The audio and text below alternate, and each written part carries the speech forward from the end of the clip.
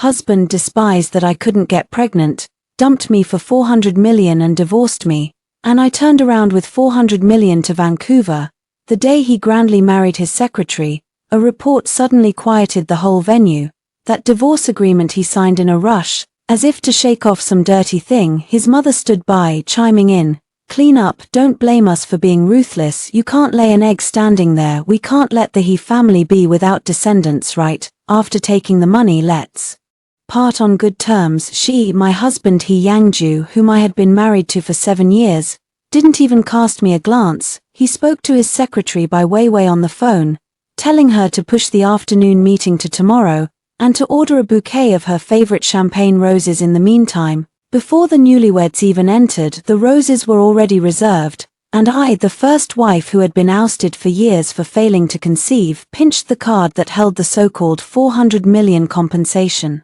Watching their relieved expressions, suddenly smiled. All my years of endurance felt like a complete joke. I gently packed up the suitcase I had long prepared. "Mom, Yangju," I addressed them with the last bit of politeness. "May your wishes come true."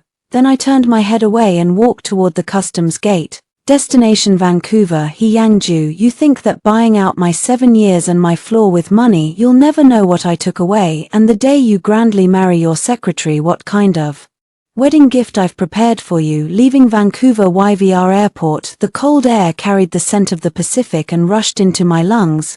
I took a deep breath, trying to expel all the polluted fog of the past 24 hours. My phone lay quiet in my pocket like a stone. No messages from He Yangju asking me to come back. No insincere greetings from mother-in-law Ju Yumei. Not even my normally well-connected little auntie Tingting had spoken. Good, clean. I called a taxi and reported the pre-booked apartment address in fairly fluent English. The driver was an enthusiastic white middle-aged man. When he saw me arriving alone with a big suitcase and taking the initiative to help me with the luggage, he smiled and asked, "Come on, work or study?" "Welcome to Vancouver," I smiled, looking out the car window as the scenery rushing past was completely different from back home, and softly said, "Life, yes, life, the kind of life that restarts." Heiansu and I were campus sweethearts. We endured the graduation and breakup season, squeezed through the basement together, shared countless bowls of instant noodles. He started a business besides my job. I also did bookkeeping and ran errands for him, dealing with troublesome clients in the hardest times. We split one lunchbox, he said, for the logistics. "Once I succeed, I'll let you live a good life." Later, he really succeeded. Yangju Technology became an industry newcomer. We bought a big house and swapped for a luxury car. When did the conflicts begin? Probably when mother-in-law Ju Yumei moved in with us, seizing every chance to butt in and start the logistics business. "Ah, why isn't your belly showing any movement yet? Yangju is already 32. When I was your age, Tingting would still be buying soy sauce. Is it because your work is too hard, your body is exhausted?" Mom knows an old Chinese doctor, especially effective at first. Heiansu still tried to mediate. "Mom, no rush. He and I have discussed a two-person world in 2 years." Later he stopped speaking. Then his return home grew later and later. He sometimes carried a stranger's scent of perfume on him. When I asked, he'd become impatient. The secretary at those business entertainments didn't understand. It was just a lingering scent. "Couldn't you stop overthinking? If you have time for that, you'd better think about how to nurture your body." All the pressure, suspicion, and grievance finally exploded after a family medical checkup. My mother-in-law somehow got a copy of my medical report and slammed it down in front of me. With a sharp voice, "Turns out it's really your problem. Your fallopian tubes are blocked. What are you going to do with the hefamily?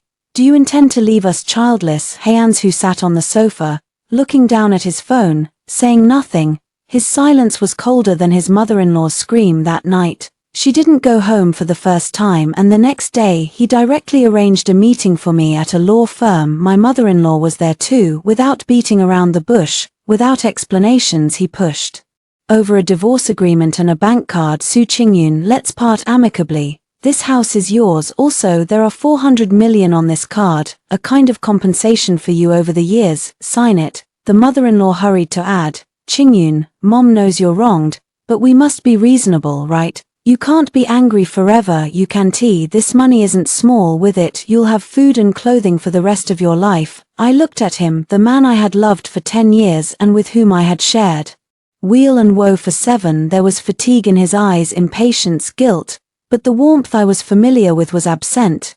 If my voice was dry, I said, if we try IVF, or if that's enough. He Yang interrupted me, rubbed his brow softly. She is 2 months pregnant already. I cannot let my child be born without a status. Qingyun, don't let me look bad. Wei by Wei, her secretary, that young girl who is always impeccably made up, her gaze toward Bai Weiwei filled with admiration. It turned out that the rose wasn't a spur-of-the-moment idea, it had long been planned in advance.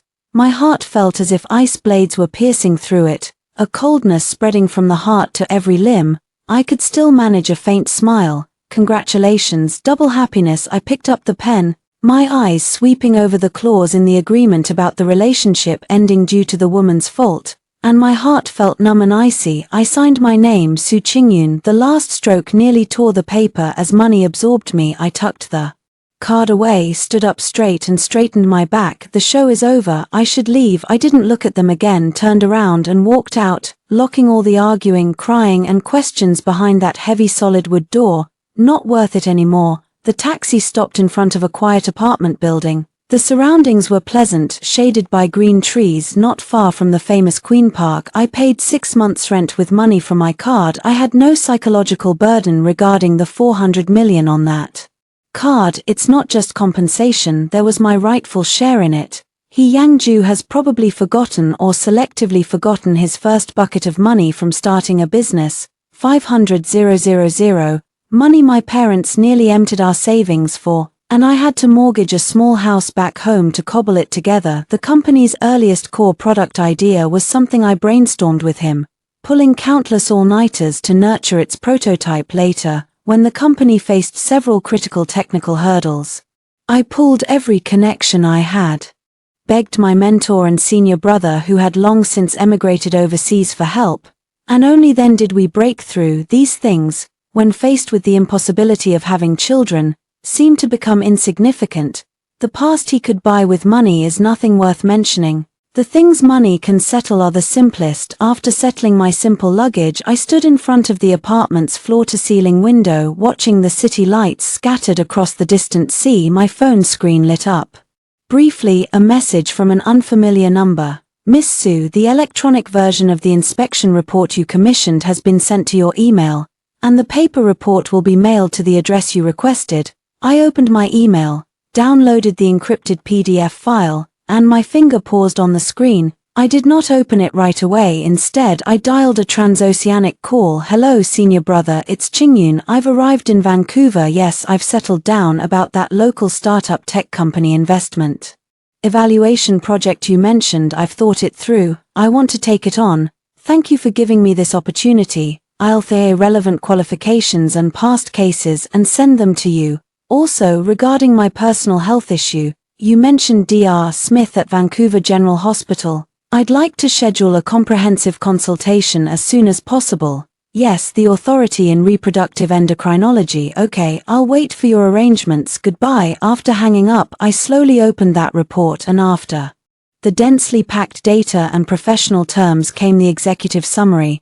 My gaze fixed on a line of clear English letters, and I looked at it for a very long time. Then I closed the page, deleted the email, and even emptied the trash outside the window. The night in Vancouver was quiet and deep. I poured myself a glass of water, raised the glass to my blurry reflection on the glass. I whispered softly, the sound calm and steady. I hope you like this wedding gift. Days in Vancouver felt like they pressed fast forward, yet oddly soothing. I quickly took on a project introduced by my senior brother, a startup focused on developing eco-friendly materials. The founders are a Chinese couple, technically solid but lacking market experience and funding. My professional background and the hands-on experience I accumulated in domestic tech companies happened to come in handy. The work pulled me out of that abandoned, desolate feeling. Every day I held meetings to study the market, revise the business plan, meet local investors, and stay busy to the point of not touching the ground. But this business felt fulfilling. Every bit of effort yielded feedback.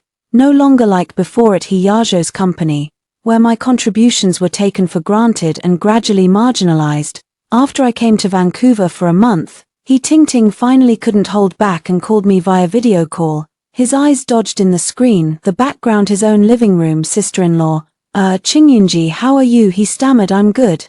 Tingting, I smiled, calm. The environment here is nice, work is going smoothly. How about you? I'm alright, just the home has been chaotic lately. Ho Fighting sighed, lowered her voice. My brother and Bai Weiwei have registered their marriage. Mom is urging to hurry and hold the wedding, saying it won't look good once she's visibly pregnant. Bai Weiwei is so smug now, really treating herself as the mistress of the house, even pointing fingers at my mom. My mom dares not say much, afraid she'll trigger the pregnancy. I listened quietly, my heart unmoved. These things seem already far away from me. I blamed him, though I later regretted it a little, that I spoke too harshly to you that day. He Tingting watched my face. But you know, he just wants to have a grandson with all his heart. My brother isn't like that. All that is in the past. Tingting, I interrupted him. He Yangju and I have already divorced legally. There is no relation. Whoever he marries when he marries has nothing to do with me. You don't need to stand up for me. I'm really fine now. He Tingting seemed somewhat surprised by my calm and indifference. She paused, changed the subject. The Qingyun festival. When you left, my brother gave you some money, right? Don't shortchange yourself, spend what you should. But 400 million is a bit too much. My brother's company is in a period of expansion, funds are quite tight. Bai Weiwei has argued with my brother a lot about this. I slightly raised an eyebrow. It seems Bai Weiwei has already begun to exercise his rights, auditing the old accounts from the previous regime. Tingting, my tone cooled a bit. That money is mine to claim. You can ask your brother for the specifics or ask your mother.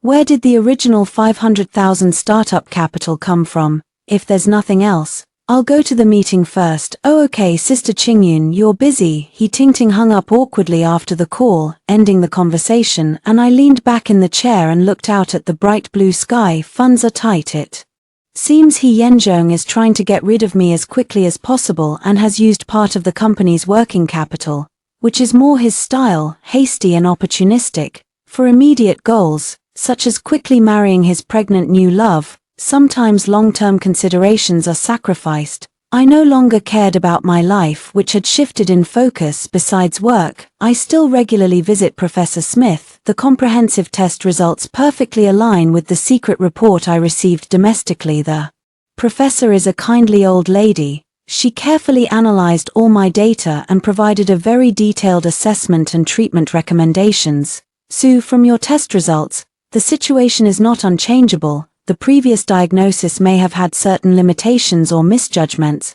We have several options to try with a fairly good success rate. Of course, this requires time and patience, and you also need to keep a good mindset. Professor Smith smiled and said, Thank you, Professor. I am patient and willing to cooperate with answering. This time I am doing it for myself, not for any man or family.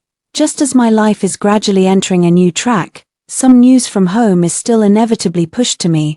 Old friends we once shared occasionally slip and like things by mistake, and some updates related to me are quickly removed. More often, it is people in my WeChat moments who have intersections with He Yangju and Bai Weiwei who start posting some teaser content. For example, a high-end wedding planner posted a few design sketches with the caption, General His Miss Bai's dream wedding crafted with devotion, looking forward to blossoming, aiming at the city's most luxurious 7-star hotel. For example, a jewelry brand salesperson posted a 9-grid image with a dazzling pear-shaped diamond ring in the center, with the caption, Congratulations to Mr. He for choosing our store, the store's treasure, true love is eternal. Although it was blurred, that unique design I recognized at a glance as He Yangju. It's the same piece I was shown before that I said was too flamboyant and not suitable for me. Another example is my former mother-in-law Ms. Ju Yumei, whose WeChat moments style suddenly changed. It used to be various health links and criticisms of me. Now it's all anticipation. The well-behaved grandson and daughter-in-law thoughtfully bought me a massage chair. The whole family is about keeping things neat and orderly and so on, coupled with intimate photos of him and Bai Weiwei. Bai Weiwei's abdomen has already begun to subtly rise. Under every like and comment there are countless mutual acquaintances' compliments and blessings. Congratulations, Auntie, on becoming a grandmother. A perfect match of talent and beauty, heaven made. Words say good fortune. Wei Wei is both beautiful and capable.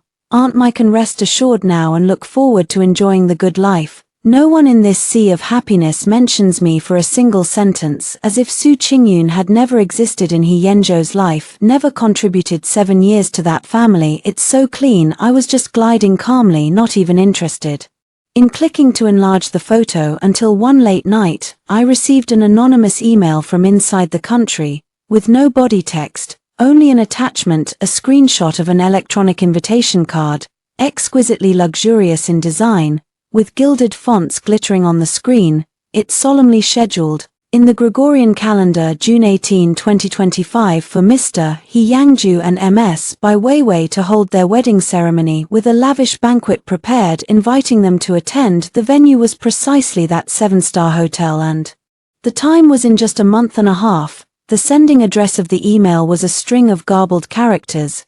I didn't know who sent it. Was it mockery, a warning, or something else? I stared at the invitation for a few minutes, then moved the mouse to drag it into the trash and delete it completely. After closing the computer, I walked to the balcony. Vancouver's night was cool and pleasant, the starry sky low and the lights of the distant bay scattered like broken diamonds. I suddenly remembered that the day we registered our marriage with He Yangzhou had been an ordinary workday. We took half a day off, left the Civil Affairs Bureau, and celebrated by eating a bowl of noodles at a roadside shop. He said, "You've suffered, I'll make it up to you with a grand wedding later." Later, his career became busy, and mine did too. The wedding that was to be held later kept getting postponed, and eventually no one brought it up again. Now he wants to give everything owed to me, or rather, everything he believes should be a grand ceremony, to another woman. It hurts a little, but more than that, it brings a cold sense of detachment, as if I am watching a farcical play that has nothing to do with me. My phone buzzed with a message from my senior, Qingyun. In mid-month next month, there will be a Chinese Tech Investment Summit in Vancouver with a decent. I've arranged an invitation for you. There are several potential investors worth learning from, useful for your project, and it's also a good chance for you to make a presence in the local circle. I quickly replied, "Thank you, senior. I will attend on time." After hitting send, I looked up and took a deep breath of air scented with grass and trees. He Yangzhou, your wedding is set for June 18. What a coincidence. The Chinese Tech Investment Summit in Vancouver Centre was arranged in a modern conference hotel. I deliberately wore a crisp off-white suit dress with delicate light makeup and tied up my long hair. The woman in the mirror looked bright-eyed, upright in posture, completely different from the pale, distraught woman a few months ago before the divorce agreement. Senior Zhu stood near the entrance, a close acquaintance from college days, several grades ahead of me, who later immigrated to Canada and has a considerable reputation in the local investment circle. Qingyun looked well. He surveyed me with approval and nodded. It seemed the local climate agreed with people here, mainly because there weren't as many burdens in the heart. I smiled and replied that it was good. I'd introduce you to a few people. The surrounding crowd guided me into the venue, where the hall was bright with lights, perfumes in the air, and the mingling of Chinese and English conversations. Jushin led me to introductions with several investors, including both Chinese and Westerners. I had prepared thoroughly in advance, and I was well versed in the environmental materials project I was responsible for. The conversation was clear-headed, data solid, English fluent, quickly winning their interest and respect. Miss Su's insights into the domestic market and international technological trends were unique. A Chinese-American investor with a Silicon Valley background, Mr. Chen, praised, "You overpraise me. I'm merely doing a bit of integration on the shoulders of those who came before." I responded with humility, neither boastful nor complacent. During a break in the conversation, I went to get a drink and a few lines of Chinese gossip drifted to my ears. "Have you heard Mr. He, who leads domestic research and technology, is getting married next month to his beautiful secretary? See, as a man, money makes him unscrupulous. Didn't he have a wife before? I heard he couldn't have children, and left behind a 400 million divorce settlement that could be considered charitable by now. His ex-wife is probably off somewhere enjoying life with the money. 400 million in Crane Yangzhou, such generosity. His company was still seeking Series B financing not long ago with cash flow so abundant. Who knows, maybe guilt, But the new wife is pregnant upon entering the door, double happiness indeed. I tightened my fingers on the orange juice, then released them and with a calm face, turned toward another small circle as if I had heard nothing. Jushin had come over quietly and asked in a low voice, "Are you all right? Those guys are so unrestrained." "I'm fine." I shook my head. "Senior brother, the world is small, especially within a circle like this. It's good that you have this perspective." Jushin patted my shoulder. "By the way, the younger head of the Lin group I mentioned to you, Lin Jingshuo, he's here today. He's long been interested in the field of new materials, perhaps an opportunity. He's over there. I'll take you over to say hello." Lin Jingshuo, one of the rising young leaders in the Chinese-Canadian business community in Vancouver with a deep background but low-key in conduct. I followed my senior brother over and saw a man in a dark grey casual suit standing with his back to us talking to someone. He had a tall, straight figure. It seemed the conversation had just ended. He turned around. He looked very young, not yet 30, with handsome features and a gentle demeanor, but his eyes were calm and sharp, carrying a maturity beyond his age. "Jingshuo, let me introduce you to a young talent, Yunsu Qingyun, my former junior sister when I first returned to the country to develop, now helping me manage a very promising environmental materials project," Jushin introduced with a smile. "Qingyun, this is Lin Jingshuo. Mr. Lin, long time no see." I offered a proper smile and handshake as Lin Jingshuo's gaze rested on my face for a moment before he also returned a courteous smile and gave me a gentle shake. "Hello Miss Su, the tattooed brother often mentions you, saying your abilities are outstanding, especially for someone so young." His hands are dry and warm, touching and then separating. "Mr. Lin, you're too kind." It was my senior brother who guided me to withdraw my hand and respond calmly. We had a brief conversation about the project and industry prospects. Lin Jingshuo speaks little, but every time he speaks, he hits the mark, showing deep industry experience and sharp insight. It's very comfortable to talk with him, no sense of oppression, only an exchange of equal ideas. "Miss Su, what do you think about the current market bottlenecks for biodegradable materials?" He suddenly tossed out a professional question. After a brief thought, considering the practical situation of the project at hand, I gave my analysis and proposed several possible ways to break the deadlock. He listened very intently, and at the end nodded, finding the viewpoint quite interesting. "Miss Su, I'm not sure if it's convenient, but please send me a more detailed project later. Or we can set a time to chat privately." "Of course, if it's convenient, it would be my honor." I immediately reached into my clutch and handed over my business card with both hands. He returned his card as well, a simple black and white design, only my name and a single line of email with no long title. After exchanging cards, others came over to chat with Lin Jingshu, and I and my senior brother politely stepped back. "How do you feel?" Zhu Weishan asked me softly. "It's very deep and very courteous. My candid assessment is not like those dissipated rich kids. The Lin family's upbringing is strict, and he has earned his place in the group on his own merit. If you can win his favor, it will greatly benefit your project and even your personal development in North America," Zhu Weishan advised me earnestly. "And I understand. Thank you, senior brother. I'm grateful and I know you're sincerely helping me pave the way." When the summit had just ended and the city lights began to glow, I said goodbye to several newly met industry peers. As I had just reached the hotel entrance and was about to get into a car, a black Bentley Continental GT slowly stopped in front of me. Its rear window rolled down to reveal Lin Jingshuo's gentle profile. "Miss Su, where are you headed? If it's convenient, I'll give you a ride." His tone was very natural, not at all forced. I was somewhat surprised, but I quickly declined. "Thank you, Mr. Lin. No trouble at all. Calling a car is convenient for me. At this time downtown isn't easy to get a ride." He smiled slightly, his gaze sweeping over the thick file bag in my hands. I also wanted to hear more of Miss Su's thoughts on that breakthrough idea while we're on the way to warm up our meeting in advance. At this point, refusing would seem pretentious. Moreover, this is indeed an excellent opportunity for further contact, so I won't trouble you. I opened the car door and sat in. The interior felt spacious, filled with a light, crisp, woody scent, giving me the sense that the car was smoothly slipping into the night. Our topic naturally drifted back to the professional field. He asked in depth and I answered in detail, freed from the constraints of a formal setting. We even sparked some new ideas. Miss Su had previously worked at Yangju Tech, he asked as if unintentionally, and my heart gave a small flutter, but my expression remained unchanged. Having worked a few years, Mr. Lin knows Salt City Tech as well, a rapidly developing domestic solutions company I've heard of.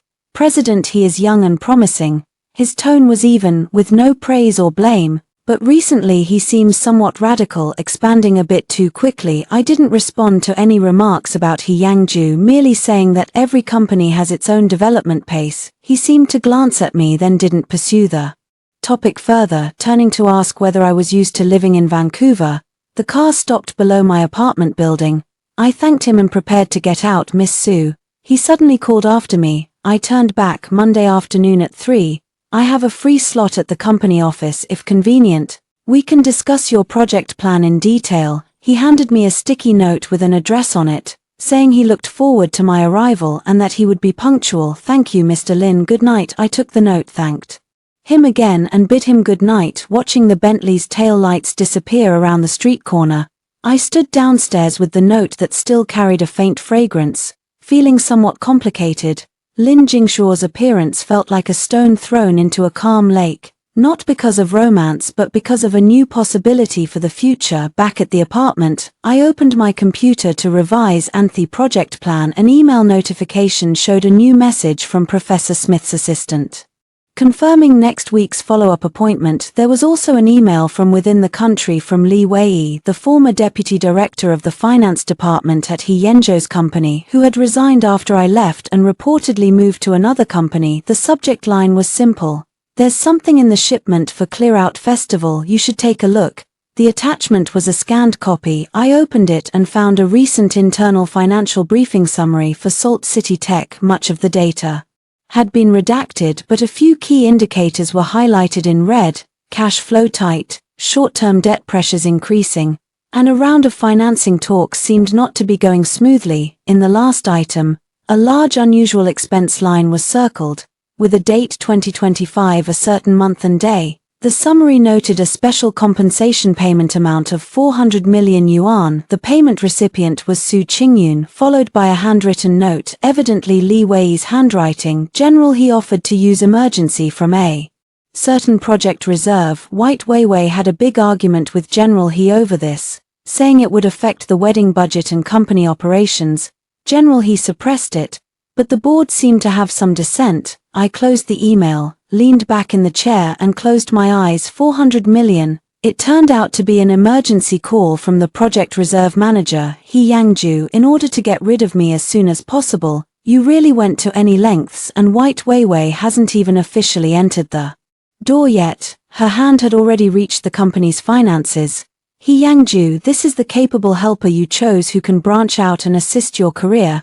I picked up my phone, pulled out the screenshot of the electronic invitation that I had deleted and then restored. June 18, 7-star hotel, He Yangju. White Weiwei, your century wedding will surely need a gift shockingly impressive. I picked up the notepad Lin Jingshuo gave me, looked at the address and time on it, then looked at the project proposal on the computer screen that needed careful polishing. Then I opened a new document and started typing. The title about a new eco-friendly material project and potential collaboration directions with the Lin Group. The night view of Vancouver outside the window was gentle, and my heart was firm. The meeting with Lin Jingshuo went unusually smoothly. His office is in the top floor of a skyscraper in downtown Vancouver with excellent views overlooking the whole bay and distant mountains. The decoration style is modern minimalist in cool tones, but the details reveal extraordinary taste. Just like him, I was well prepared, not only bringing a detailed project proposal, but also doing a targeted analysis tailored to the possible interests of the Lin Group. Lin Jingshuo listened very attentively, constantly asking questions, some angles even ones I had not thought deeply about, which was enlightening. Ms. Su's proposal was very professional, market analysis and risk assessment were solid. At the end of the meeting, Lin Jingshuo gave a positive evaluation. However, introducing a relatively cutting-edge technology and product involves many factors, not just commercial returns. The Lin family values the project's long-term social value and alignment with corporate responsibility. I fully understood Mr. Lin, and I nodded. This is also something our team places great emphasis on. If our materials are successfully promoted, they will have a significant positive impact on reducing white pollution and promoting a circular economy for the follow-up expansion. Report, I will make the ESG environmental, social, and governance assessment section more in-depth and concrete. Lin Jingshuo stood up and stretched out his hand to me again. I expect your follow-up report, and I will have colleagues from the investment department follow up, arranging a more formal internal evaluation meeting. Thank you, Mr. Lin, for the opportunity. I shook his hand and felt the strength and sincerity in his palm. Leaving the Lin Corp building, the sun was just right. I stood at the street corner, feeling the warm breeze of Vancouver's early summer, and a big stone in my heart gradually settled. This is a very important start. Just as I was reveling in the joy of progress at work, Hao Tingting's call came again. This time her voice quivered with sobs. Sister Qingyun, I can't take it anymore. The moment I answered the phone, he burst into tears. Tingting, what happened? Speak slowly. I moved to a relatively quiet corner, not involving Bailiwei yet. He was on the verge of losing his mind. Hao Tingting poured out all her grievances in one go: the wedding invitation styles, hotel menus, wedding dress designs, everything needed to be interfered with. Everything had to follow his wishes. When my mom offered a few opinions, he clutched his face and said he had a stomach ache, claiming my mom didn't care about him and the baby, which infuriated my mom, but she still wouldn't say it to him. My older brother now completely supports him. My mom's old-fashioned ideas don't understand today's young people, who are even more extreme. Bai Weiwei picked out a set of ruby jewelry, saying it should accompany the wedding wine-drinking dress for more than 2 million. My mom thought it was too extravagant. The company is short on funds, and the wedding has already cost a lot. Guess what my brother said? What did he say? I calmly asked him. He said, Mom, Weiwei is now pregnant with the family's eldest grandson. This is a cause for happiness. Don't worry about the money matters. I've got it under control. Hao Tingting imitated He Yanzhou's tone, both angry and sad. What does he have under control, Sister Qingyun?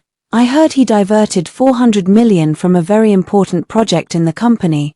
That project almost stalled. The board has opinions about it. I paused for a moment after hearing Li Wei's internal information from me. It seems it wasn't groundless. Tingting, these are the He family's family matters and also the formulas of Yangzhou technology. I am no longer a He family member and I am not part of the company, so I cannot speak up. My tone remains peaceful, even with a hint of detachment. But this is too unfair, He Tingting cried. How much have you sacrificed for this family, for the company? What does Bai Weiwei have to deserve it? Just because of that Tingting in his belly? I slightly raised my voice to interrupt him, not saying such words again. The child is innocent. Bai Weiwei is now your brother's legal spouse, the mother of your unborn son. Even if you don't agree with him, basic respect and boundaries are still due. As for me, I paused. He and He Yangzhou have already settled with me. What kind of life he chooses, what kind of person he is with, has nothing to do with me in the future. Try not to come to me with these matters. For both you and me. The voice on the other end, He Tingting, seemed stunned. The sobbing stopped. He probably didn't expect me to be so calm, even a bit cold. Qingyunji, you really don't care at all? He asked falteringly. Do I care? Perhaps I once cared so much it tore me apart, but when you truly pull your foot out of that quagmire and step into a new open space, breathing the air of freedom, those past pains, unwillingness, and grievances will be blown away slowly by the wind. Tingting, I have a new job here, a new circle of life, a new goal. I've let go of the past. You should learn to look forward as well. If you really feel uncomfortable staying at home, you can try to find a job you like or go traveling and clear your mind. My tone softened a bit and I advised Tingting. He to pause for a moment before replying softly. All right, I understand, Sister Qingyun. I'm sorry I've disturbed you again. You must take care of yourself, you too. After hanging up, I exhaled softly. The chaos at the He family seemed to be accelerating toward the direction I had anticipated. A few days later, I kept my appointment to see Professor Smith for a follow-up. After a period of adjustment and initial treatment, the professor was satisfied with the improvement in my health. Hormone levels much more stable, endometrial receptivity also improved. If we continue to stay optimistic, We can attempt the first cycle of intervention in 2 to 3 months. The professor encouraged me. Thank you, Professor. I feel much better too. I have strength in me now. This is the truth. A healthy body is the cornerstone of everything. Leaving the hospital, my phone buzzed with a notification. A delivery had arrived, a document notarization and translation I had rushed through at a local authoritative institution in Vancouver. When the courier arrived, I drove to pick it up, and my palms grew a little sweaty as I accepted the heavy, sealed confidential envelope. At home, I locked the door and carefully opened the envelope. Inside were several neatly bound documents, both Chinese originals and notarized English translations, each page stamped with a prominent seal and official insignia possessing full legal effect. I read those cold, precise legal terms and incontrovertible data line by line, then photographed a key page clearly. I sent nothing to anyone. It simply existed in an encrypted album on my phone. Next, I opened my laptop and logged into a domestic high-end wedding planning website that I had almost forgotten about. This studio had once, on our 3rd anniversary of my marriage to He Yangju, inspired a half-joking thought of using them for a future ceremony. He Yangju had laughed at me for dreaming. In the website's client message area, I found a non-public contact email. I drafted a new email to that address. The message was simple. Dear planning team, I hear your studio is providing full-service wedding planning for Mr. He Yangju and Miss Bai Weiwei. As an old friend of Mr. I have a special blessing to give the couple on their wedding day. This blessing needs to be presented at a specific moment and may require a simple integration with the on-site large screen or sound system. I'm not sure if it's convenient to discuss the details with the staff responsible for the on-site execution to ensure this surprise is delivered perfectly. I look forward to your reply. An old friend. I have not left any real name or contact information, and I used a newly registered anonymous email as well. I know such top-tier wedding companies are very strict about client privacy and execution processes, and they will probably ignore a surprise request with an unclear origin, but that's fine. This is just a probe, a beginning. I only want a possible point of contact. After sending the email, I stood up and walked to the window. The sun was setting, bathing Vancouver's cityscape in a warm golden edge, while distant snowy peaks remained capped with white.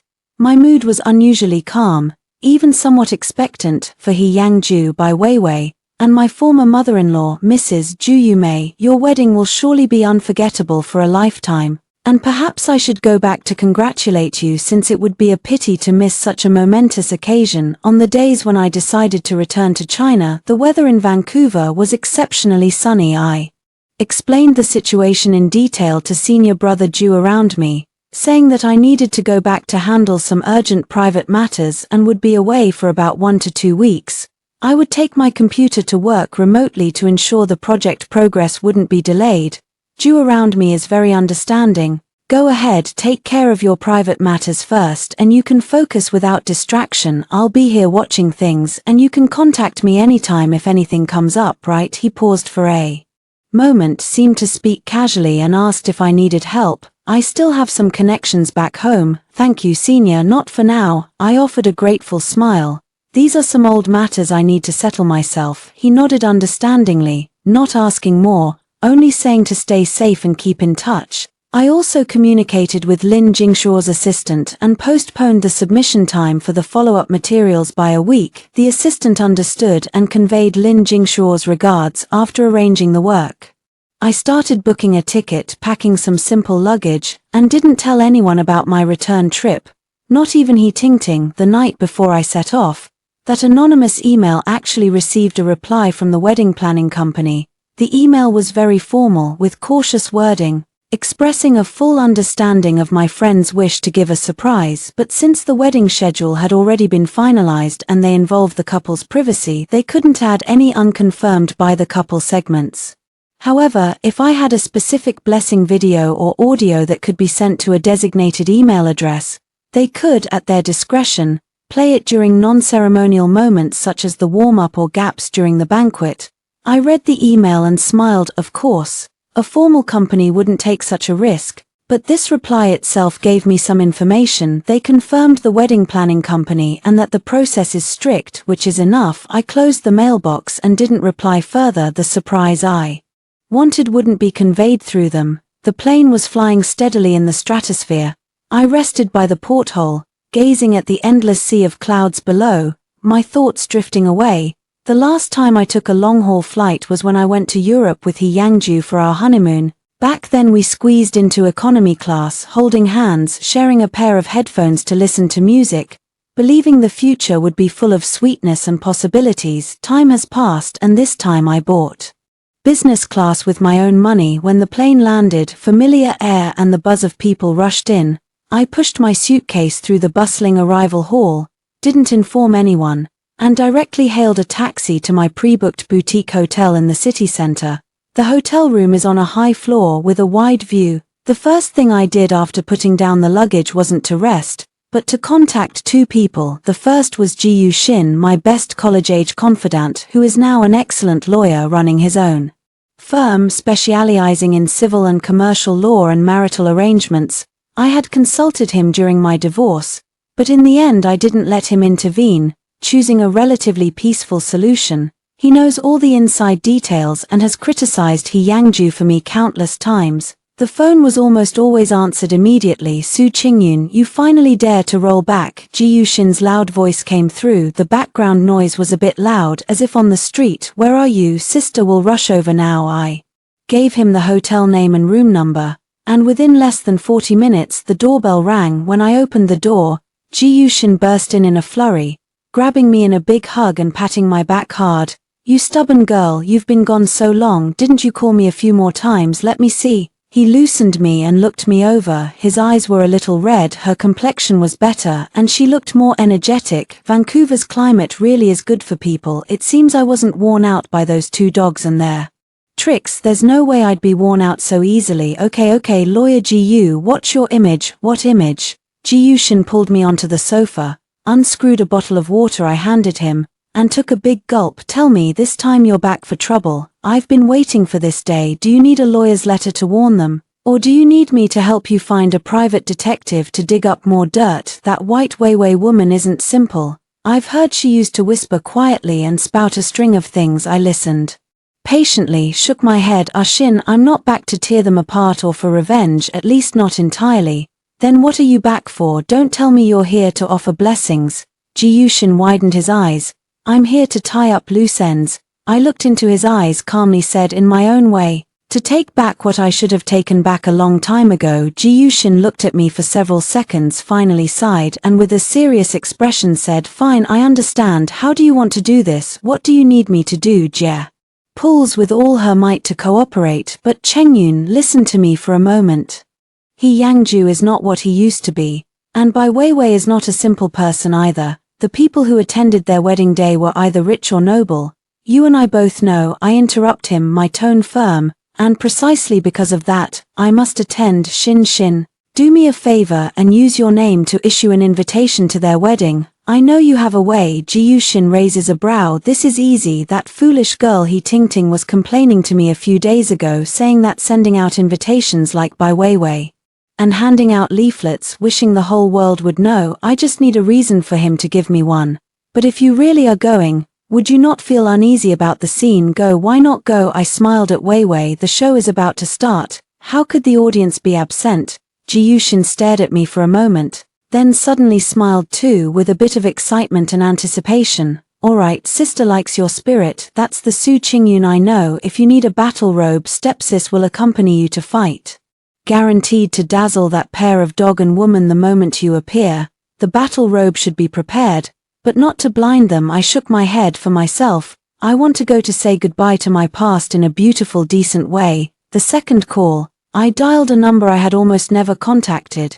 A distant cousin of my mother. I should call him a polite uncle. He worked at the city notary office, with a position not low. Back then when I married He Yangju, some simple notarial procedures had troubled him once. He was serious but very upright. The phone rang several times before someone picked up. An uncle's solemn voice came through. Which uncle was it? It was me, Qingyun Su Qingyun. I tried to make my voice sound clear and steady. The other end was silent for 2 seconds.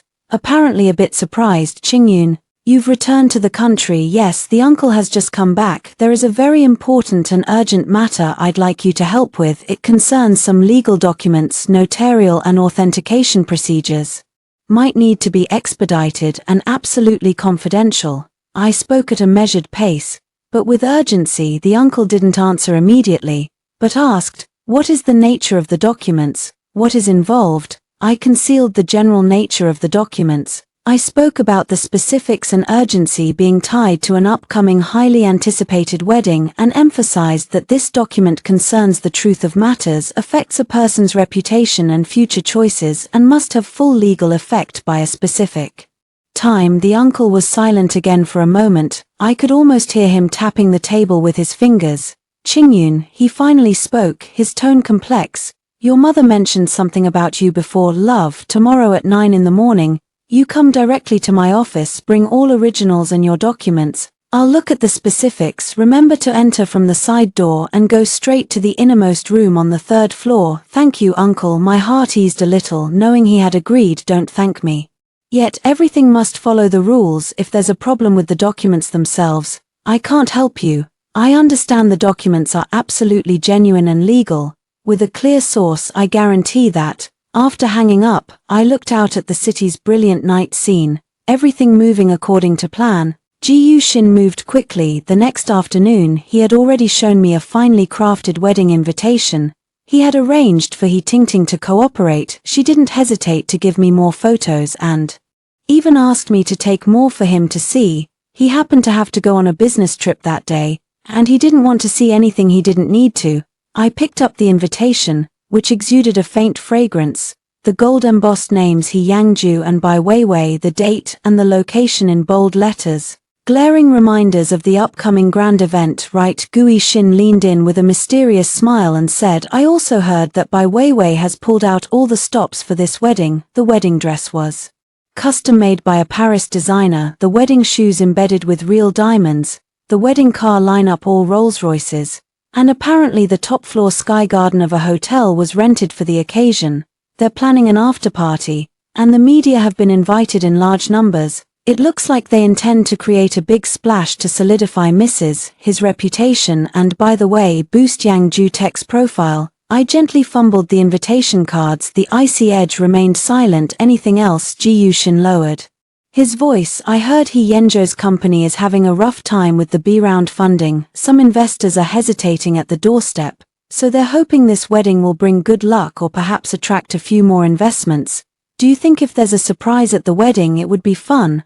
I looked up at Gui Xin, his eyes sparkling with cunning and a desire to try. Xin, I spoke slowly, my voice calm and steady. Do you remember that little thing you asked me to prepare for? Of course I remember.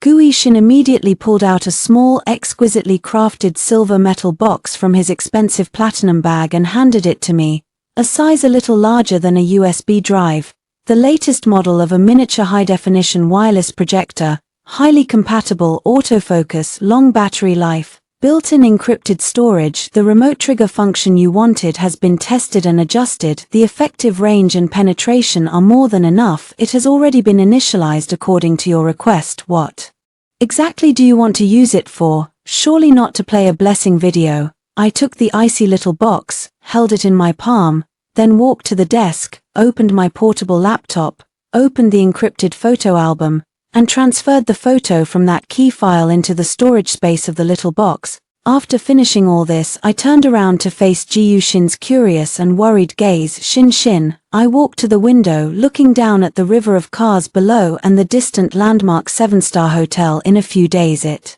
would be bright with lights and host a once-in-a-century wedding. My voice was soft, yet unusually clear. I don't give blessings, I give truth. On the wedding day, the weather was nearly deliberately sunny.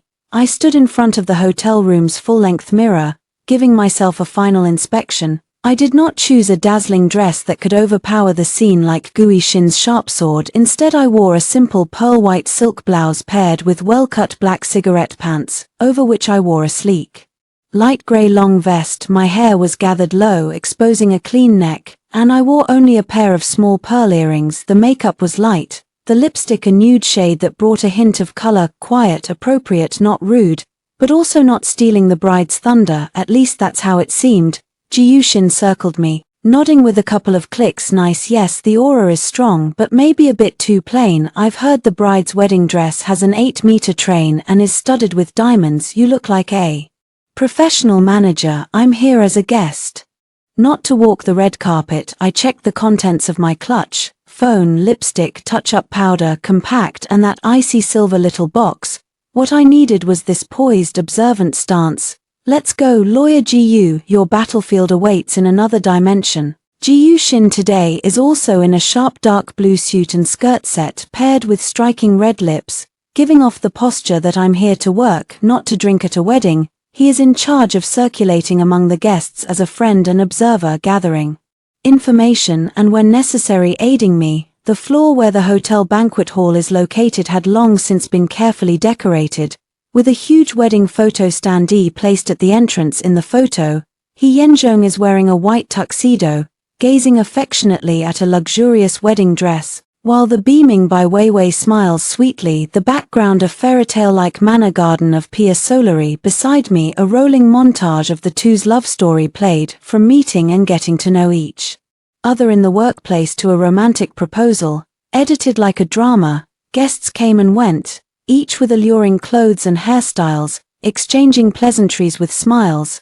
I saw many familiar faces, former business partners of He Yangju, some relatives who were not too close, and executives from his company. When they saw me they paused in obvious astonishment, their eyes flashing with surprise, inquiry, awkwardness, or a trace of involuntary pity, then quickly returned to polite smiles and nods and shifted their gazes away as if I were an ominous object. I responded with a calm smile, even proactively greeting one or two vaguely favorable old acquaintances, as naturally as if I were just attending a normal friend's wedding. "Qingyun, it's really you," a slightly sharp female voice rang out. It was one of my former bridesmaids, a Mrs. Wang, known for her spicy gossip. "Mrs. Wang, long time no see." I turned around, my smile flawless. "Oh my, long time indeed. I heard you went abroad. Are you here specifically to attend the wedding?" Mrs. Wang scrutinized me from head to toe, her gaze circling my plain attire, and her probing tone almost spilling out. I happen to have something to do, returning to the country to handle it." Yang Ju and Wei Wei are overjoyed. Since they received invitations, they must come to offer their blessings. I speak calmly, not revealing any emotion. "Oh dear, to be frank, you're just too generous." Mrs. Wang lowered her voice and leaned in a bit closer. "If it were me, I wouldn't come. It would be too distressing, but you coming is fine. It's just to let certain people see who left, that the world doesn't stop turning. Your complexion looks better than when you were in the country," Mrs. Wang joked. "Let bygones be bygones. Today's protagonists are the bride and groom. We should just bless them." I deflected with a light counter, my gaze already past him, looking toward the entrance. A ruckus came from the far end of the red carpet. The wedding procession had returned. He Yangju wore a sharp black suit, a bouquet pinned to his chest, a spring breeze on his face. Beside her, Bai Weiwei wore the expensive-looking custom wedding gown, the veil of the night, with delicate makeup holding onto her arm, a look of undeniable pride and happiness on her face. Mother-in-law Ju Yumei followed a little later, wearing a dark red cheongsam adorned with a full set of gold jewelry, forcing a smile. But that smile stiffened the moment she saw me, her eyes complex. Guests around flocked up to congratulate, flashing lights bright as a sea. Bai Weiwei enjoyed the feeling of being the center of attention, leaning her head on He Yanzhou's shoulder in an intimate pose. He Yangju, while handling the guests, instinctively scanned the crowd with his eyes, then his gaze met mine. Through the swarming heads, through the festive din, through 7 years and a humiliating separation, the smile on his face froze for an instant, a trace of incredulous astonishment flashing in his eyes, followed by heavy awkwardness and a hint of imperceptible panic. He probably didn't expect that I would really come. Bai Weiwei sensed his stiffness, followed his gaze and saw me as well.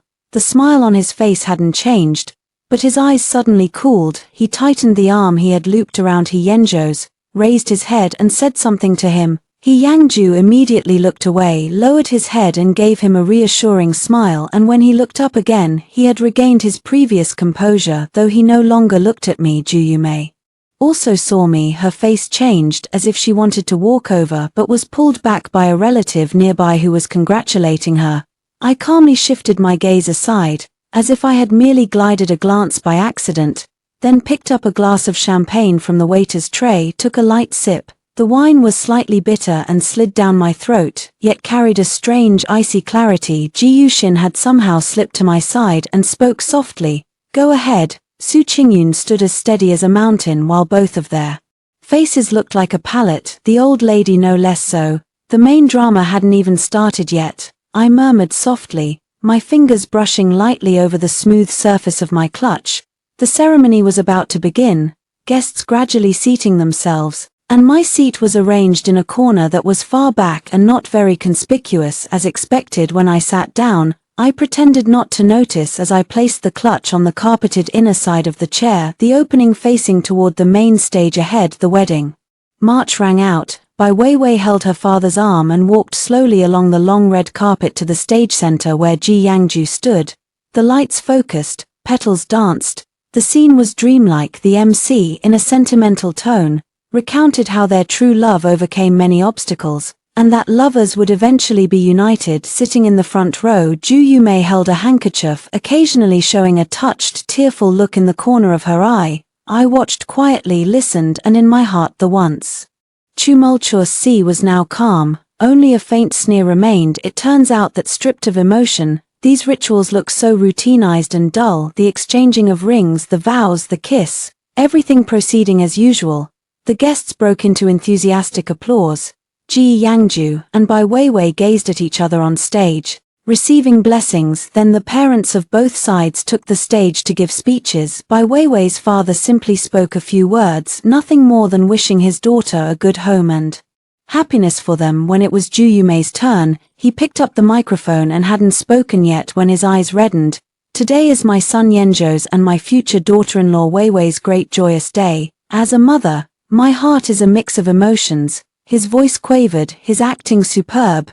Yang Ju had not had it easy before, throwing himself into his career and delaying his lifetime matters. Later, he finally started a family and fell in love. Some things once past are not mentioned. In short, all the misfortunes are behind us. He paused, looked at Bai Weiwei with emotion. "Now I finally look forward to Weiwei being such a good daughter-in-law, beautiful and sensible. Most importantly, soon we will have a big fat grandson for our He family. Our He family has a successor. I am so happy." A round of approving laughter and applause rose from the audience, and many eyes unconsciously drifted toward my corner. Ju Yumei dabbed at her tears and continued, "Here I must also specially thank my in-laws for raising such an excellent daughter-in-law, Weiwei, and thank all the family and friends present today for witnessing their happiness. I hope everyone eats and drinks well." She said a few more auspicious words before stepping down to the applause. When she passed my table, his pace faltered imperceptibly for a moment. His eyes briefly met mine. There was no longer the earlier emotion there, only a sense of relief, even a hint of victory and aloofness. Then he quickly shifted his gaze away. I lowered my eyelids and watched the golden champagne bubbles in my glass slowly rise and burst. The feast began, and one exquisite dish after another was carried onto the stage on the big screen, where blessings from the newlyweds' friends started to play. Most of the VCRs were quirky or warm videos, provoking bursts of laughter from the audience. He Yangju and Bai Weiwei changed into a fresh round of toasting outfits and began to toast one table at a time, the atmosphere growing more heated. Many people teased them to drink the wine from the cup together and to recount how they fell in love. Bai Weiwei shyly tucked into He Yanzhou's arms, and He Yangju laughed in response, looking like a clear couple. They gradually moved into my area, and the surrounding chatter quieted involuntarily, many eyes gentle or sharp at the front. He Yangju carried a wine cup, still with a smile on his face, but his gaze had begun to tighten. Bai Weiwei held him closely, her gaze toward me clear with caution and a hint of not easily detectable pride. "Miss Su, thank you for coming to attend my wedding with Yangju." Bai Weiwei spoke first, her voice sweet to the point of cloying, raising her wine cup. "I toast you a drink and wish you happiness in the future as well." The words seemed generous, but were really a needle concealed within silk. implying that my past wasn't happy and that I was the one left behind. I slowly stood up, picked up my own nearly untouched glass of champagne, met his gaze, smiled slightly. "Miss Bai, congratulations, best wishes to you all." My eyes scanned him and he Yangju, the tone steady and even. "Congratulations on your marriage and a long harmonious life together." I did not pay attention to the sharpness in his words, nor did I glance at He Yangju again. I simply drank the wine in my cup in one gulp, calm in demeanor, finding nothing to fault. Bai Weiwei seemed not to have anticipated my calm response, and the prepared words choked briefly before she too had no choice but to take a sip. He Yangju looked at me deeply, a look that carried inquiry and complexity, but finally it dissolved into a simple thank you. The sound was a bit dry. They quickly moved to the next table, and I sat back down, feeling the crowd behind me gradually disperse, replaced by muffled discussions. "See that? The former wife of President He actually did come, dressed quite plain, but her temperament remains. Could she not come? She's got 400 million, perhaps she's here to see whether the money was well spent. But you can't say it like that. If it were me, I wouldn't have this composure. Look at the bride's eyes, don't tell me. Miss Su here looks as if nothing matters. Her level isn't low." I feign indifference, just picking up a small piece of the pastry in front of me with my chopsticks, slowly eating. The flavor is good, but my thoughts are not on the food at all. The moment was approaching. Following the procedure, the next step should be the newcomer going on stage again to participate in some interactive games, and then perhaps some special surprises not written on the invitation, such as a blessing video from a friend far away. The host was warming up on stage, guiding everyone to look at the big screen, saying that a mysterious gift was about to be unveiled. I took a shallow breath and my fingers gently gripped the cold metal small box inside my clutch under the table. I felt a tiny, almost invisible nub on its side. He Yangju and Bai Weiwei had already returned to the center of the stage, smiling widely as they awaited the surprise. The house lights dimmed, only two follow spotlights shining on the couple. And the big screen began to flicker, as if about to play a video. Right then, I pressed that nub forcefully with my fingertip. The sweet video I expected did not appear. After the screen flickered a few times, it suddenly jumped and became a blinding white background. Then several lines of black text in bold, both Chinese and English, with an incredibly clear and imposing official feel, slowly surfaced. Vancouver General Hospital, North America, Reproductive Endocrinology Society accredited collaborative. Laboratory final testing report. Patient name Su Qingyun. Date May 15, 2025. The originally noisy chatter and clinking of cups and plates in the banquet hall seemed to be abruptly cut off by an invisible hand.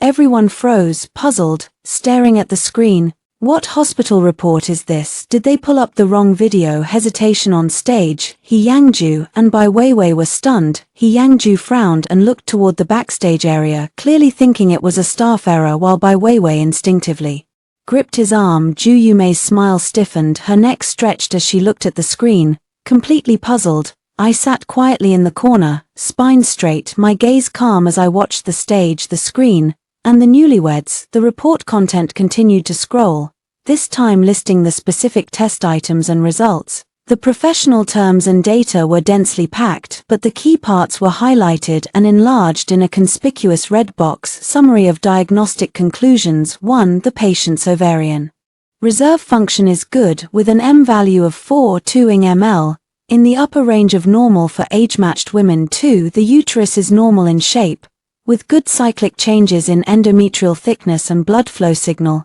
3. Bilateral tubal patency on hysterosalpingary shows unobstructed tubes with no adhesions, hydrops, or signs of obstruction. 4. All 6 hormonal indicators are within the normal range for the physiological cycle, with no obvious abnormalities. 5. Comprehensive assessment suggests no clear organic or functional impairment of the reproductive system.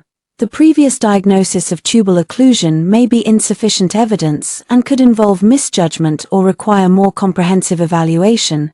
It is recommended that both partners be screened, with a focus on evaluating southern factors. The Chinese translation is clear and straightforward, especially the last line. It is recommended that both partners be screened, with emphasis on evaluating southern factors. It has been bolded and enlarged. occupying nearly half of the screen.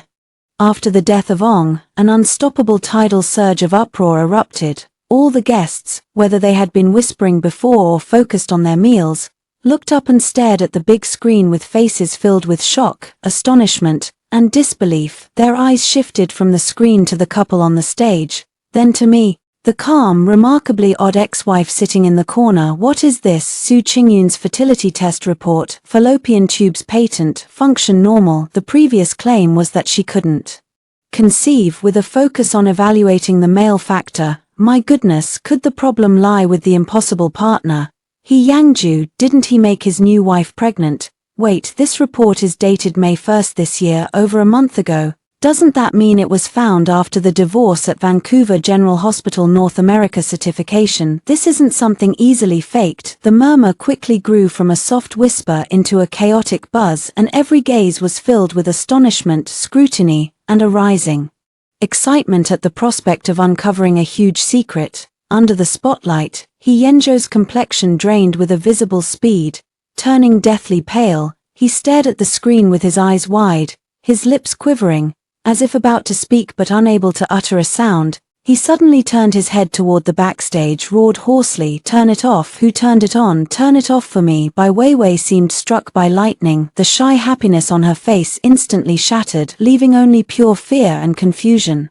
He looked at the screen again, then at He Yangju, instinctively loosening his grasp on her hand, even staggering backward half a step, both hands covering her still not visible bump, as if it were a hot potato. "No, this cannot be possible," he muttered, his voice trembling. The host was completely stunned on stage, holding the microphone at a loss. The backstage staff frantically tried to cut the signal, but the report on the big screen stubbornly continued to display, and due to improper handling, the image even froze and magnified for a moment. "Turn it off, I told you to turn it off.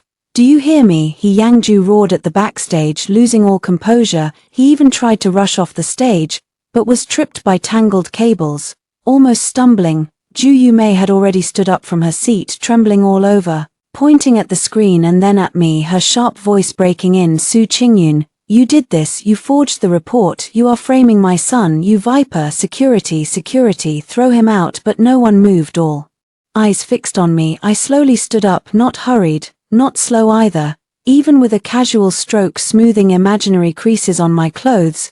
The spotlight seemed to be guided by something and quietly moved, enveloping me and the two panicked newcomers on stage in a beam of light. I picked up the spare microphone on the table that had been set aside for the speech, something Ji Yuxin had confirmed in advance and cleverly handed to me amid the chaos. I gently tested the sound. "Hello," a cool, calm girl's voice transmitted through high-quality speakers to every corner of the banquet hall, overpowering all the noise, and the entire venue fell quiet in an instant.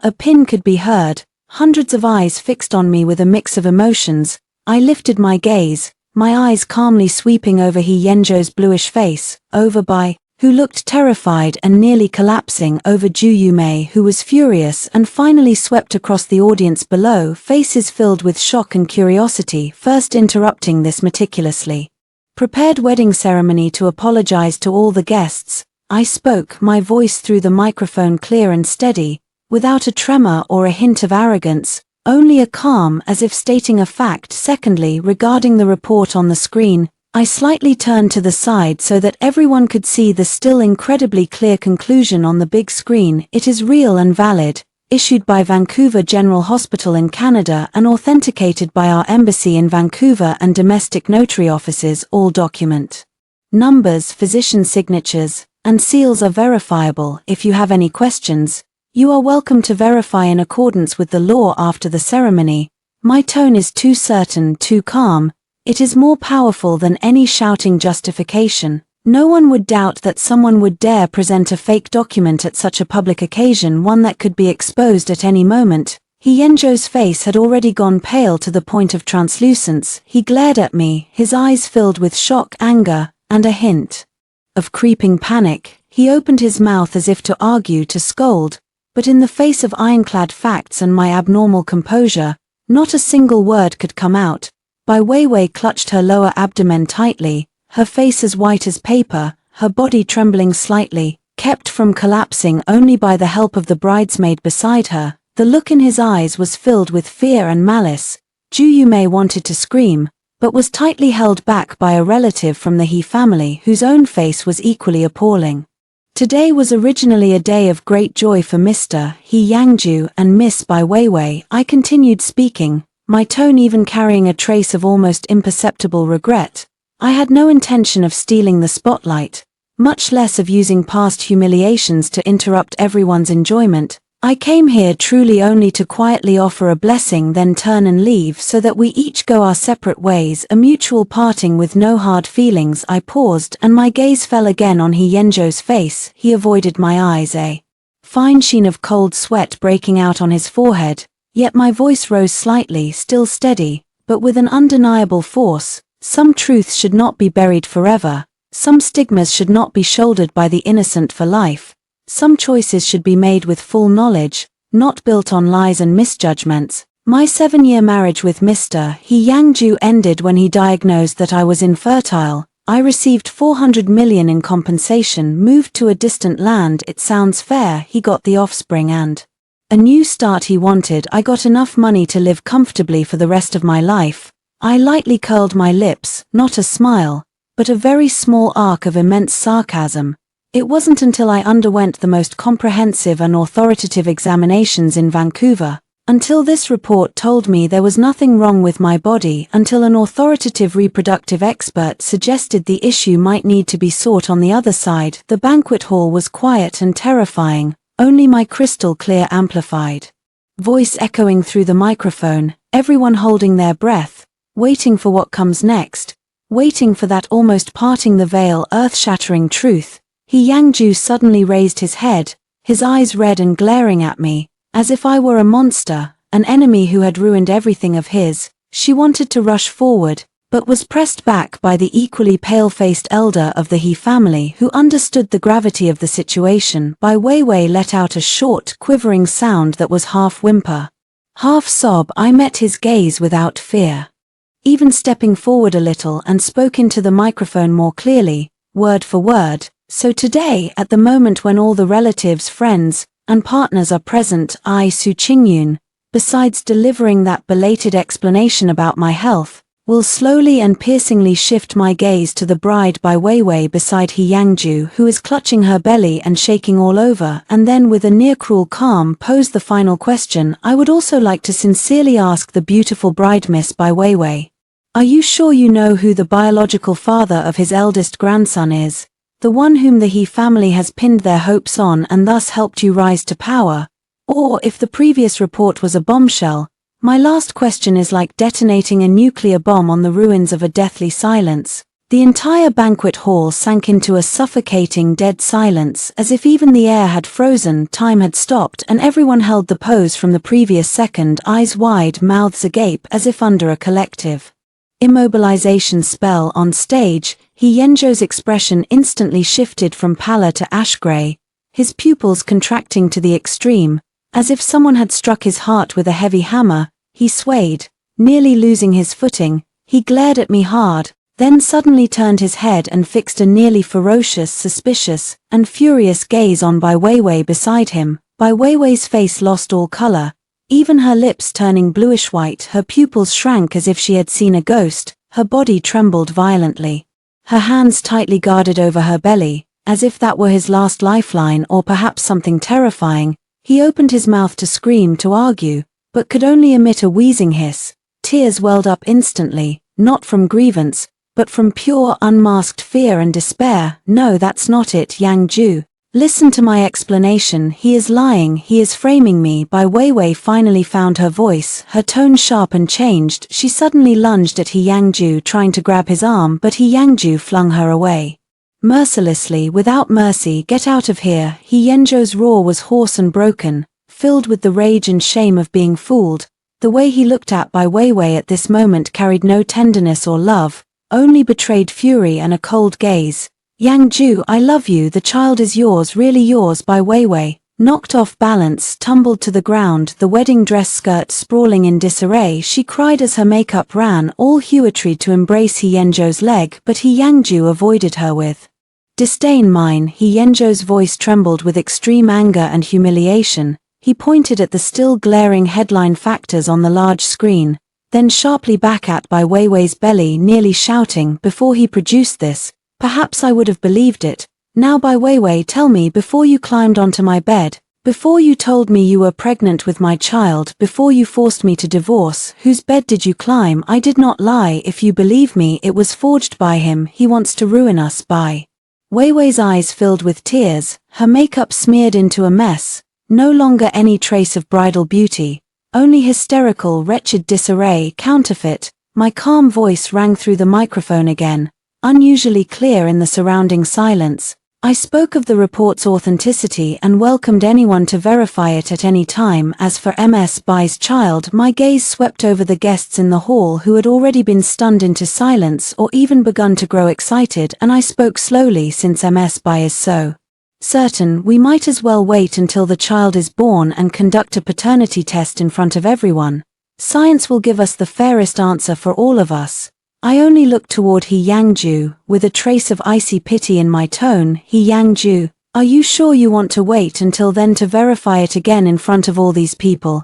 He Yangju was struck by lightning, frozen in place. The 4 words paternity test stabbed into his heart like a venomous needle. If the test showed it wasn't his, he would become the laughingstock of the world. If it was his, that report would be a poisonous thorn deeply lodged, making it impossible for him to trust untroubled anymore, regardless of the result. From this moment on, this child has become an indelible thorn in his heart, a symbol of disgrace. Ah, Su Qingyun, I'll fight you to the end. A piercing scream shattered the stillness. Ju Yumei somehow broke free from the restraint and charged toward me like a furious lioness, her long nails aimed straight at my face. You wretched woman, you bad luck magnet, you ruined my son's wedding. You ruined the He family. I'll tear your mouth apart. Yet before she could get close, she was stopped by hotel security and several relatively clear-headed male guests who reacted quickly.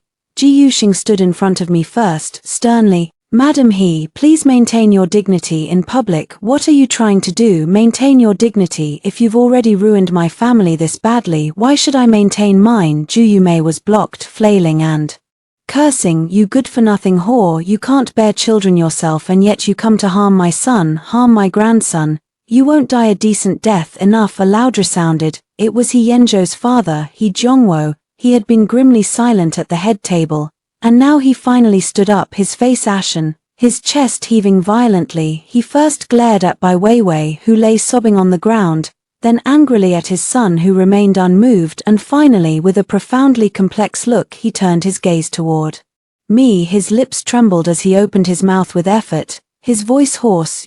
Are you really going to choose to do this today? I looked at my former father-in-law, who once showed me some mercy, and felt hardly any ripple in my heart. Uncle He, I used the old way of addressing you. My tone was calm. I did not choose to speak today. You chose today to announce to everyone that I, Su Qingyun, cannot bear children, that I am not worthy to be the daughter-in-law of the He family, that your son has shown mercy to the extreme, given me 400 million, and then married a new bride in glory, double happiness. My gaze swept across a stage in chaos, across guests with varied expressions. My voice was clear and firm. I am simply on the day you chose to reveal to the world a supposedly perfect and happy life, bringing to light the truth you tried to conceal that should have been known. I did not fabricate anything. I am merely stating facts and posing a reasonable question. The right to choose has never rested in my hands. It rests in yours, in He Yangju, in Bai Weiwei herself. He Zhongwo was choked speechless by me. His face alternated between red and white. He obviously understood the root of the problem, their prejudice, their son's betrayal, the terrifying secret that the seemingly gentle bride might be concealing. The venue downstairs had already exploded. The previous whispered rumors had turned into unmistakable, excited discussions. Oh my, would the drama seriously be so intense as a TV show? So Mr. He might have been cuckolded and ended up as a proud father. Not necessarily. It could also be the ex-wife forging a report to retaliate. Try forging a report authenticated by Vancouver General Hospital plus a consulate notarization. That thing is costly to fake, high risk, and what would he gain just to vent Wasn't the MC not already in his hands? I would bet it's almost certainly true. You don't see Mr. He and that bride-to-be nearly going mad if it were fake. Would they react this way? TSK, this wedding is full of surprises. The He family's face is going to be greatly lost this time. How can the company raise its head in the circle in the future? Is Yang State Technology still fundraising? Investors see this and their gazes are full of scorn or sympathy or a mix of schadenfreude, all entangled on the He family. And by Weiwei, He Yangju seemed to finally recover a bit from the tremendous blow and humiliation. He suddenly raised his head, his scarlet eyes fixed on me, a gaze full of bone-deep hatred and a kind of desperate frenzy. Su Qingyun, he almost ground out through clenched teeth, word by word. What exactly do you want? You have already taken what you want. What else do you want?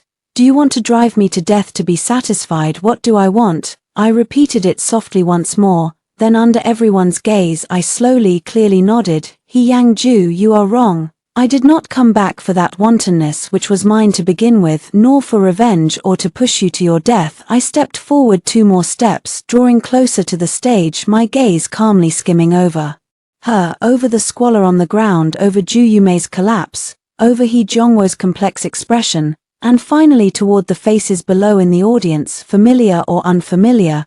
I am only here to reclaim what has always belonged to me, my innocence, my reputation. And after a pause, my voice was soft but carried a penetrating force. In the 7 years you so easily denied, discarded the life value of Su Qingyun, who gave unreservedly yet was trodden on as worthless, I am not the chicken in your mouths that cannot lay eggs, nor the old-day accessory that He Yangju could buy for 400 million and replace at will. I am simply Su Qingyun, a person who is physically healthy, mentally sound, capable, and with dignity, who can live well on her own. After I finish, I will no longer look at anyone on the stage to see them crumble angry or resentful, nor at the gazes from below that are shocked, complex and curious. I turn around, place the microphone back gently on the attendant's tray beside me. The attendant had been dumbfounded, the tray hadn't even noticed it tipping. Then I straighten my back, and in the long silence, with the only faint sobs of white suppression and Ju Yumei's occasional curses, I walk with steady and determined steps toward the door of the banquet hall. Ji Yuxin immediately follows, wanting the most loyal guard by my side. No one stopped me, the security guard stood still, guests automatically making a path. Countless gazes followed my silhouette, astonishment, horror, disbelief, and perhaps a trace of unobtrusive admiration. When I reached the door, I paused and did not turn back, only slight to the side. In a voice loud enough for those nearby to hear, I said to the hotel manager who had turned ashen chasing after me, "Today's bill is in Mr. He Yangju's name. I think he probably has no time to deal with these trifles for the moment." Then I pushed open that heavy door, a symbol of celebration and happiness, and walked outside. The sun was shining, a gentle breeze caressed my face, and the mess, collapse and ocean of scandals behind me were completely cut off. The sunlight outside the hotel was dazzling, the traffic was bustling. It felt as if the grand waves raging inside the banquet hall belonged to 2 different worlds. Guxin stayed closely by my side until he got into the car he had arranged, closed the door and cut off the outside world. Then he exhaled a long, exaggerated breath and suddenly grabbed my arm, his eyes brightening unbelievably. "My goodness, Su Qingyun, you were just incredibly handsome a moment ago." His excited voice even went a bit off-key.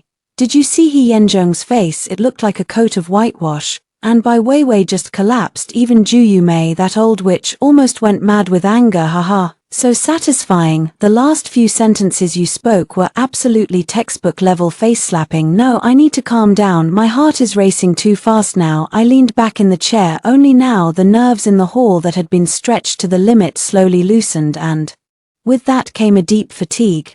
But beneath the tiredness there was also an indescribable refreshing clarity, as if a riverbed that had been blocked for years had been completely scoured by a flood. "Shinshin, thank you." I turned to look at him and sincerely say, without his internal-external collaboration, without the microphone he handed over and the cover of facts, the plan wouldn't have gone so smoothly. "What thanks? Who's to thank whom?" Ji Yuxin waved his hand grandly, still excited. "However, that transfer of the report, you really have no problem with it." He lowered his voice slightly, eyes carrying a trace of fear and curiosity. It is 100% true, able to withstand any test. I am resolute. Before deciding to do this, I had consulted Ji Yushin and my uncle, confirming all legal and procedural risks. This report is my confidence and also my weapon for retaliation. It must be invulnerable. Then that's good. Ji Yushin breathed a sigh of relief, then frowned again. But your last question about whether the child is a bit too cruel. What if there is no what if? I looked out the car window at the speeding retreating street scene, my voice calm and even. I merely raised a reasonable doubt, based on that truthful report, based on He Yenjo's eagerness to divorce and marry her, based on her rapid pregnancy. This question would be on everyone's mind in this room. I'm just asking it on their behalf. I paused, adding that I also gave them a choice to wait until the child is born to do paternity testing. Science will give the answer. As for whether He Yangju believes it, whether Bai Weiwei dares to deny it, that's their own business. Ji Yushin looked at me, the expression complex, admiration mixed with pity. You've changed, Ji Yushin. You've become stronger and more calm, even a bit cool to the point of making him uneasy. This is no longer the gentle woman in his memory who would cry for love and endure for family. People must grow up. I spoke lightly, withdrawing my gaze, especially after being stabbed from behind by the most trusted person. Then pushed off a cliff. You either die or crawl back up and grow armor. Ji Yushin hesitated for a moment, then firmly grasped my hand. No matter what, sister supports you, wherever you are in the future. Sister is from your maternal family. By the way, what are your plans next? Return to Vancouver soon. To the He family side, and Bai Weiwei certainly won't rest easy. She might even retaliate with defamation. I know, I nodded. Lawyer, I've already contacted one. If they act, I'll accompany the legal process. As for me, I glanced at the messages on my phone from Master Shen around me, asking whether everything went smoothly, and the email from Assistant Lin Jingshuo about the next steps for the project. My gaze hardened once more. I would be returning to Vancouver tomorrow, where my work, my life, my future lay. Everything here had ceased to matter to me. What I didn't tell Ji Yushin was that before leaving the banquet hall, I had silently left that small silver projector tucked in a crease of the carpet in a corner. It would automatically erase all data and format, then become a harmless piece of metal, even if someone found it. There would be no trace. This storm began with a report, a 10,000. As for how it would ferment, how it would swallow those who had once hurt me, that is no longer something I need to concern myself with. The seed has been planted. Whether it will grow into brambles to lash back on itself, or be buried by time, depends on their own fate. The car headed toward the hotel, and I closed my eyes as the final, chaotic, collapsing scenes from the banquet hall replayed in my mind. He Yenjo's desperate look, White Weiwei's frightened cries, Ju Yumei's venomous curses, the guests' horrified and astonished expressions. These images had once been my deepest fears and pains in midnight dreams, but now they seemed to be behind a layer of frosted glass, blurred, distant, and no longer capable of stirring any emotion within me. The phone vibrated with messages from He Tingting, a string of plain, clear updates. You really went on your wedding day. The family is in chaos now. My mother fainted and was taken to the hospital. My brother locked himself in the study and won't see anyone. Bai Weiwei is threatening to jump off a building. Relatives and friends are watching. Are you okay? Was that report true? I saw those messages filled with panic, fear, and disbelief and did not reply, simply calmly adding He Tingting's number to my blacklist. This is the end of it. Everything related to the He family, He Tingting's kindness or apology, has nothing to do with me anymore. Back in the hotel room, I quickly packed the little luggage I had and rebooked the soonest flight to Vancouver. Then I drew the curtains and blocked out any possible external disturbances, including the messages from Ji Yushin about how the He family was chaos and how quickly it spread through the circle. I needed absolute quiet. Tens of hours of flight, most of which I spent sleeping, with no dreams, no awakenings, only deep compensatory fatigue. When the plane landed at Vancouver Airport and the familiar, cool air rushed into my chest, I finally relaxed. Truly and completely. Opening my phone, a cascade of messages and missed calls flooded in. Messages from the senior brothers who care about me, partners around the project, an assistant from Lin Jingshuo, and even one or two follow-up reminders from Professor Smith's office, but not a single message from that familiar domestic number that once occupied most of my life. I replied to each calmly, succinctly, reporting safety, talking about work, scheduling times, as if I had merely taken a short business trip. Now that the holiday is over, I could return to the normal track of life. Around Shunju Sen quickly called. The voice carried concern. Has the clarification and removal gone well? Is everything smooth? Very smooth. Senior brothers have all handled it. I spoke lightly. I won't be distracted by these things again. I can push forward on the project at any time. That's good. Around Shunju Sen seemed to exhale a sigh of relief, and didn't ask more. Come back and rest for 2 days to adjust the jet lag. Lin City is quite satisfied with the materials from last time. They've scheduled a detailed discussion for next week. You get ready, okay? The senior brother hung up the phone. I looked out at Vancouver's familiar quiet street scenery. Sunlight streamed through the clouds and shone on the distant snow-capped mountains, casting a golden glow. Those past hurts, betrayals, slander, and unwillingness, like airplane contrails, drifted far behind and will eventually dissipate into the vast sky, and my future is just beginning under this new sky. A few days later, I kept my appointment and went to Lin's group.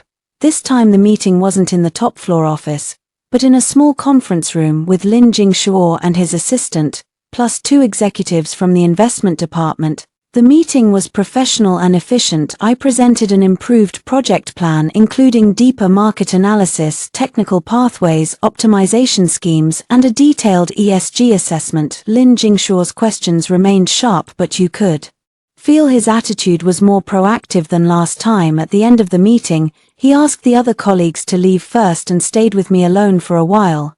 Miss Su, she looked at me, her eyes calm and deep. There was the summit last time and this meeting. Your professionalism and composure left a deep impression on me. Thank you for Mr. Lin's recognition. I smiled and nodded. I noticed you seemed more than last time. He pondered for a moment, his words careful, focused and firm. Has something good happened? I was a bit surprised, then faced his gaze calmly. Perhaps yes, solved some past troubles. Now I can face the future with more focus and no distraction. Lin Jingshuo nodded, not asking for details, only saying that it was very good. People who focus on the present and the future usually go farther. He stood up, extended his hand to me, and the collaboration was pleasant. Miss Su looks forward to your team formally joining Lin's ecosystem. Pleasant collaboration. Mr. Lin would never let you down. I shook hands with him and felt a sense of equality and hopeful power. Exiting the Lin building, the sun was just right.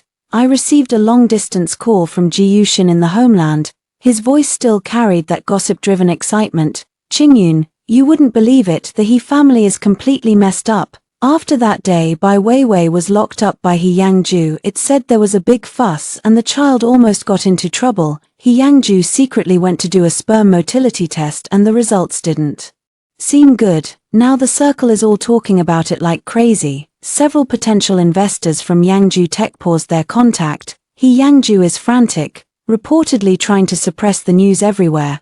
But this kind of gossip spreads faster the more you suppress it. Ju Yumei was hospitalized, and He Tingting cried to me that she couldn't stay at home and wanted to go abroad. I listened quietly, waiting for Ji Yushin to finish his rapid-fire remarks, then asked softly, Shinshin, are you okay? There was a pause on the other end. Ji Yushin's voice lowered. I'm good. I'm happy to see those bastards getting into trouble. I'm just a little worried about you. You left so decisively. You've really let it go. I looked at the clear blue of Vancouver's sky and the distant seabirds in flight, and a genuine, relaxed arc rose at the corner of my mouth. Yes, I've let it go completely, cleanly, leaving that rotten past and those who hurt me on the other shore. My battlefield, my future are here. 3 months later, autumn in Vancouver was colorful. Our cooperative project with the Lin Group had officially landed. The first tranche of funds had arrived, and the team started to push ahead with development and pilot testing with intense momentum. The senior brother of the surrounding area was right. Backing Lin is like standing under a great tree. The speed of project progression and the resources available are far beyond what one could achieve alone. My schedule was full, but it felt fulfilling and meaningful. Professor Smith expressed satisfaction with my treatment progress, believing my physical condition had improved enough to begin a next, more proactive phase. I followed his plan diligently, kept exercising, maintained regular hours, and the sense of health nourished me from the inside out. Occasionally, Ji Yuxin still sent updates from the homeland about the He family, like installments of a gossip novel. White Weiwei ultimately couldn't bring herself to jump. Under He Yanzhou's cold violence and stringent surveillance, she endured until late pregnancy, but the He family's attitude toward her plummeted after Zhu Yumai was discharged. She even looked down on and nitpicked her. The former respected daughter-in-law no longer treated with favor. He Yangju was busy dealing with corporate crises and the sky full of rumors, seldom returning home. Everything that happened at that grand wedding became a long-standing joke within the circle. Tan. Along with it, the reputation of Yangju Salt Technology was seriously damaged, and the B-round financing collapsed entirely. The company fell into distress. It is said He Yangju privately underwent more thorough checks, the results apparently confirming certain issues. Between him and White Weiwei, there remained only cold mutual torment and the huge unspoken suspicions about the child's paternity. The paper marriage certificate became a chain restraining the two. Zhu Yumai fell gravely ill, aging a lot, no longer the once arrogant person. He Tinzhen finally fulfilled her wish to apply to foreign schools and moved far away from that suffocating home. He Zhenghua tried to ask me to pass along a message, even wanted to pressure my parents, hoping I could clarify or retract what I said that day, even if only to the public say that it was a misunderstanding, with conditions I could set. I only had the lawyer I hired reply with a brief sentence, "Everything Ms. Su stated is factual. There is no need for any clarification or withdrawal. Please do not bother again." After that, there was no more news. They finally understood that Su Qingyun, who once quietly gave and endured within the He family, was dead. What had survived was a stranger they could no longer control and even needed to look up to. I treated these messages as background noise of no importance. Once I heard them, I moved on. Their sorrows and joys have nothing to do with you or me. My life script has long opened a brand new chapter. Over the weekend, at the invitation of Lin Jingshuo, I attended a private small art salon held at his seaside villa in West Vancouver. The attendees were mostly local luminaries from the art and business circles, and the atmosphere was relaxed and refined. I arrived a bit late, and by the time I went in, the salon had already begun. Lin Jingshuo was conversing with a gray-haired painter by the floor-to-ceiling window.